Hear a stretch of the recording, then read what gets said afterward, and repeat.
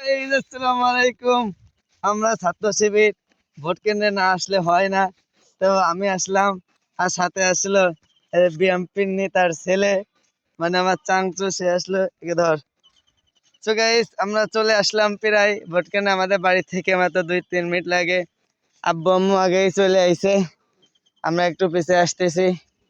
আর এনে কোনো তো সমস্যা নেই। আমাদের চাচা চাচি, খালা খালু, মামা মামি, আত্মীয় স্বজন, পাড়া প্রতিবেশী সবাইকে খুব ভালোভাবেই বলে দিছি ভোটটা যেন দাঁড়িপাল্লার বাইরে না যায়।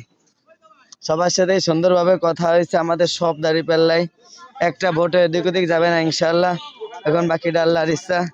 আমার বন্ধু বান্ধব, সবার পরিবার, আর যার কাছে ভোট চাইছে আমি চাওয়ার আগে আমার কাছে দাঁড়িপাল্লার চাইছে। এখন বাকিরা আল্লাহর ইচ্ছা।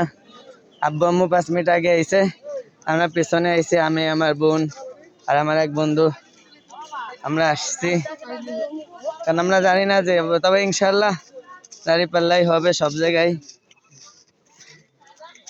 আর তো মনে হয় সামনে যাওয়া যাবে না। ওই দেখেন গেটের সামনে কারা দাঁড়া রয়েছে, আমার তো দেখলেই বই করে।